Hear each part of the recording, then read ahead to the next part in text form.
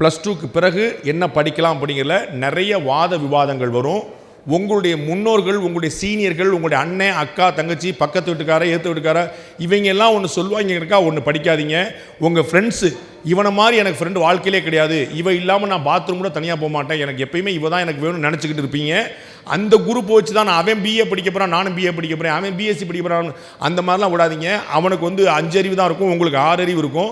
அவனை கூட சேர்ந்துன்னு உங்களுக்கு 5 அறிவாக மாறக்கூடிய வாய்ப்பு இருக்குது. அதனால் உங்களுக்கு என்ன ஸ்கில் இருக்குது, உங்களுக்கு என்ன ஆசை இருக்குது, உங்களுக்கு என்ன படிக்கணுங்கிற நீங்கள் முடிவு பண்ணி உங்களுக்கு என்ன தெரியுங்கிறத முடிவு பண்ணி. Friendship can go throughout life. அது குழப்பமே இல்லை. நீங்கள் 2 பேரும் ஒன்றா பிஏ படித்தா தான் ஃப்ரெண்ட்ஷிப் வரும் அப்படின்னா அது ஃப்ரெண்ட்ஷிப்பே கிடையாது. ஸோ ஃப்ரெண்ட்ஷிப்புக்காக செஞ்சேன்னு ஒரு படிப்பு கிடையாது. எங்கள் அப்பா இது விரும்பினாங்க, எங்கள் அண்ணன் இது விரும்பினாங்க, அவங்களால முடியல நான் பண்ணேன், அதுவும் பண்ண வேண்டியதில்லை. நீங்கள் தான் இங்கே ஃபோக்கஸ். பாப்பா அறிமுகத்தில் ரொம்ப சொன்னாங்க, இது உங்களுக்கான நாள், உங்களுக்கான காலம், உங்களுக்கான எதிர்காலம். அப்போ உங்களுக்கு எது தெரியும், எது பிடிக்கும், எது முடியும், அதை நோக்கி நகருங்கள்.